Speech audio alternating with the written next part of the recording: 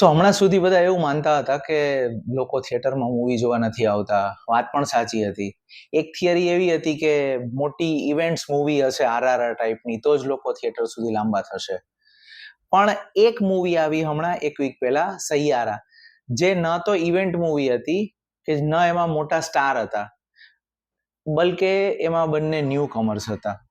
છતાં પણ એ મૂવી એટલી બધી હિટ ગઈ અને યંગસ્ટર્સમાં લિટરલી ક્રેઝ ફાટી નીકળ્યો એ મૂવી જોવા માટેનો, કે બધા શોઝ હાઉસફુલ થઈ ગયા અને જાતભાતના વિડીયોઝ આવ્યા કે બધા રડી રહ્યા છે અને એમાં કેટલું સાચું હશે કેટલું ખોટું હશે આપણે જાણતા નથી.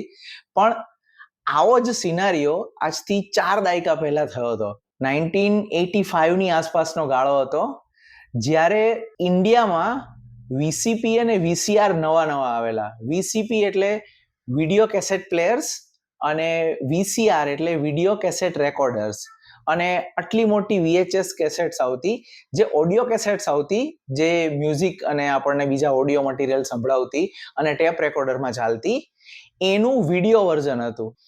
થયું એવું કે લોકો થિયેટરમાં જોવાને બદલે વીસીપી ઉપર મૂવી જોવા માંડ્યા. એને કારણે પાયરસીઓ થવા માંડી. મૂવીની પાયરસી, કે ભાઈ મૂવીના થિયેટરમાં એક નાનકડા હેન્ડીકેમથી મૂવી શૂટ કરી લે અને પછી એને નાના 20, 25, 30, 40 લોકોની કેપેસિટી વાળા એક હોલમાં 30-40 ઇંચનું ટીવી મૂકી અને એમાં વિડીયો કેસેટથી બતાવવા માંડે. હવે એની ક્વોલિટી બકવાસ હોય, એમાં બધું કટ થઈ ગયેલું હોય, એમાં પછી તો એવું થયું કે ભળતા મૂવીઝ પણ બતાવવા માંડ્યા એમાં. અને આખા ગામે ગામ બધે છે ને સસ્તી ટિકિટો વાળા વિડીયો થિયેટર્સ ફાટી નીકળ્યા. તો અત્યારે જેમ ફિલ્મ મેકર્સ ફરિયાદ કરી રહ્યા છે ને કે લોકો થિયેટર સુધી ફિલ્મો જોવા માટે લાંબા નથી થતા અને લોકો ઘરે OTTમાં જ મૂવી જોઈ લે છે, એવી ફરિયાદો 1980sની મધ્યમાં પણ થવા લાગી કે લોકો વિડીયો પાર્લરોમાં જોઈ લે છે, વીસીપી ભાડે લઈ આવે છે ઘરે અને એમાં જોઈ લે છે. તો એને લીધે સિનેમા હોલ્સ ખાલી પડ્યા છે અને વિડીયો થિયેટરોનો બિઝનેસ બહુ બૂમ થઈ રહ્યો છે. લોકો સિનેમા હોલ સુધી નથી આવતા. તો આના છે ને, આ પ્રોબ્લેમને એડ્રેસ કરવા માટે 2 ફિલ્મોમાં બહુ મોટા નામોએ મસ્ત પ્રયોગ કર્યો હતો. પહેલો પ્રયોગ કર્યો હતો સુભાષ ઘાઈએ. સુભાષ ઘાઈ 1986માં કર્મા નામની મૂવી લાવેલા. કર્મા લોકોને ખ્યાલ હશે કે એ શોલેની જ રીમેક હતી. હવે કર્મામાં એમણે શું કર્યું, હમણાં જ એમણે કોમલ નાહટાને આપેલા એક ઇન્ટરવ્યુમાં આ વાતનો મસ્ત ખુલાસો કરેલો કે એમણે આ જે વિડીયો પાયરસી અને વિડીયો થિયેટર વાળા પોઈન્ટને હાઇલાઇટ કરવા માટે એમણે કર્મામાં એક અદ્ભુત અને ખાસો રિસ્કી એવો એક્સપેરિમેન્ટ કર્યો કે આજની તારીખે પણ તમે યુટ્યુબ ઉપર પડ્યું છે કર્મા મૂવી, એ સ્ટાર્ટ કરીને જોજો. મૂવી સ્ટાર્ટ થશે અને ખાસી વાર સુધી, એટલે મૂવીમાં એસ્ટાબ્લિશિંગ શોટ, ફર્સ્ટ શોટ આવશે, પછી તમને દિલીપ કુમાર દેખાશે, જેલનો શોટ આવશે અને દિલીપ કુમાર કોઈ સ્પીચ આપી રહ્યા છે ઇન્ડિપેન્ડન્સ ડેની. એ બધું જ આખા મોટા સ્ક્રીનમાં એક નાનકડી ફ્રેમમાં દેખાઈ રહ્યું છે. બાકીનો આખો પોર્શન સ્ક્રીનનો એ બ્લેન્ક છે, કાળો છે, કાળો ધબ છે. એટલે તમે માની લો કે એ મૂવી સિનેમા થિયેટરમાં જોતા હો ને તો તમને ખાલી આટલા જ પોર્શનમાં, જાણે મોબાઈલ સ્ક્રીનમાં જોતા હોય ને થિયેટરની વચ્ચે રાખીને, એવું તમને દેખાય. અને પછી જ્યારે મૂવી સ્ટાર્ટ થાય અને એ નાનકડા સ્ક્રીનમાં દેખાવા માંડે, લોકોને એમ થાય કે આ 5-10 સેકન્ડનો ખેલ હશે, પણ મૂવી ચાલુ જ રહે. દિલીપ કુમારનો ડાયલોગ આવવા માંડે, દિલીપ કુમાર સ્પીચ આપવા માંડે, નૂતન દેખાય તમને, મૂવીના બીજા કલાકારો દેખાય. લોકો થોડી વાર અકળાવા માંડે કે આ શું, આટલું જ કંઈ ટેકનિકલ ફોલ્ટ છે, ગ્લિચ છે, શું છે. ત્યાં ફિલ્મનું એક કેરેક્ટર જોરથી બૂમ પાડે, કર્મા. એટલે ફિલ્મનું ટાઇટલ, ગ્રાન્ડ ટાઇટલ રિવીલ થાય 3 ભાષામાં, હિન્દી, ઉર્દુ અને ઇંગ્લિશમાં. અને પછી ધીમે ધીમે કેમેરા ઝૂમ આઉટ થાય અને આખો સ્ક્રીન, સિનેમાનો જે સ્ક્રીન હોય, મોટો પડદો, એ આખો કર્માના ટાઇટલથી ભરાઈ જાય. ત્યારે તમને રિયલાઇઝ થાય કે ઓ, તમે જે નાનો સ્ક્રીન જોતા હતા થિયેટરમાં, એ એકચ્યુઅલી વિડીયો થિયેટરને એડ્રેસ કરવા માટે હતું, ઓડિયન્સને મેસેજ કન્વે કરવા માટે હતું કે તમે જે પાયરેટેડ વિડીયો કેસેટ્સમાં વિડીયો થિયેટરના નાનકડા સ્ક્રીનમાં તમે જે જુઓ છો, એ કંઈક તમને આવું દેખાય છે અને તમે જ્યારે થિયેટરમાં આવીને મૂવી જોશો તો તમને આવું grand, larger than life picture જોવા મળશે. એ મૂવીના 3 વર્ષ પછી આપણા ગુજરાતી ફિલ્મ મેકર મનમોહન દેસાઈ, જેણે અમર અકબર એન્થની જેવી ફિલ્મો બનાવી છે, એમના દીકરા કેતન દેસાઈએ ડિરેક્શનમાં પદાર્પણ કર્યું હતું. એમણે અમિતાભ બચ્ચનને લઈને સુપર હીરો મૂવી બનાવી તુફાન 1989માં.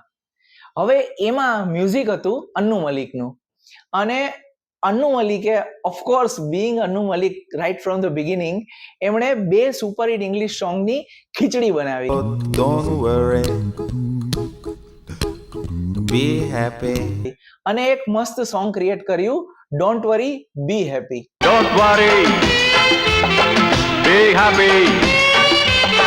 એ ડોન્ટ વરી બી હેપી સોંગમાં અમિતાભ બચ્ચન અને એમના સાઇડકિક બનેલા ફારૂક શેખ અલગ અલગ કરંટ સિનારીઓ ઉપર એ કમેન્ટ કરતા જાય છે અને ગીતો ગાતા જાય છે.